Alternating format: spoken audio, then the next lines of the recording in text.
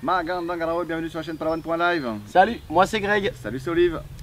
Alors il est 11 h du matin, nous sommes dans le jardin chez Olivier et il fait bientôt 30 degrés. Dans cette vidéo aujourd'hui, nous allons vous présenter 7 choses qui nous semblent indispensables de goûter et d'essayer avant que vous repartiez de Palawan. Jingle et à tout de suite. Avant de commencer cette vidéo, je vous invite à télécharger sous celle-ci notre guide Palawan, le paradis caché. Et puis n'hésitez pas non plus à vous abonner à votre chaîne. S'abonner à la chaîne, c'est déjà mettre un pied dans le sable à Palawan. Commençons avec la première chose à goûter impérativement à Palawan, c'est le calamansi. Le calamansi, c'est de la famille des agrumes. Ça ressemble à un petit citron vert en étant beaucoup moins amer. Et je vous conseille de le tester dans un calamansi juice. Voilà, tout simplement un jus au calamansi, très rafraîchissant. Très sympa, très désaltérant.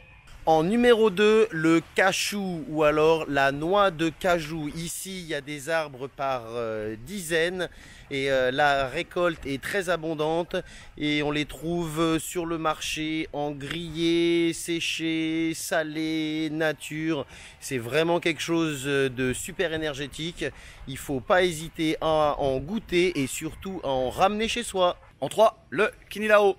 Le kinilao, c'est une préparation de poisson, c'est du poisson mariné, du poisson cru qu'on retrouve justement avec du jus de calamansi, mais possiblement du lait de coco, du gingembre, du concombre, des poivrons, du piment.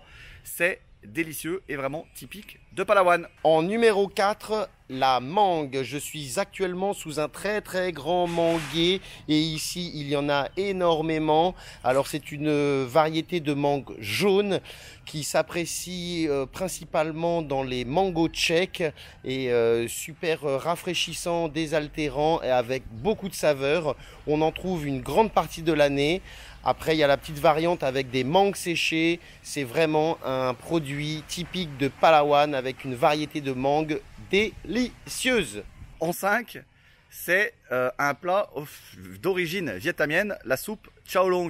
Donc il faut savoir qu'à Palawan, il y a eu une grosse immigration vietnamienne il y a plusieurs dizaines d'années. Et il en reste notamment aujourd'hui ce plat, donc chao long, qui est une soupe qui peut être au poulet, au bœuf, avec des pâtes de riz, différents épices.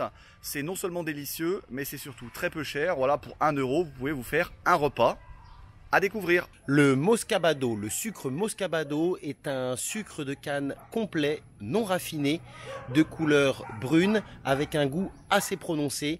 Et il est principalement issu ou des Philippines ou de l'île Maurice. Donc ici, vous en trouverez sans aucun problème. Et c'est vraiment un produit à goûter. Et pour terminer cette présentation des choses indispensables à goûter à Palawan, il nous semblait obligatoire de vous parler du balout. Le balout, œuf de canne fécondé.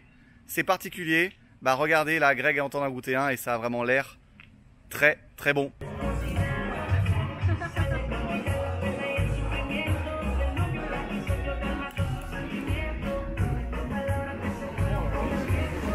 Ah, il est là, il est là, il est là,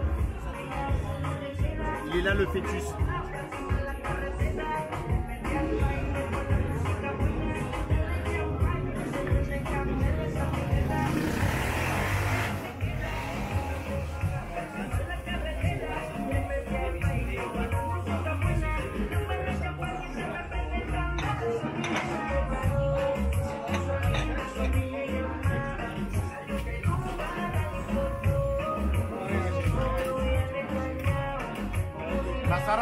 J'espère que vous aurez apprécié cette vidéo et sachez aussi que ça fait des très petits bons pasaloubong, c'est-à-dire des petits cadeaux qu'on peut ramener de son séjour ici à Palawan. N'hésitez pas également à nous dire dans les commentaires parce que vous pensez qu'il est indispensable de goûter lorsqu'on vient à Palawan.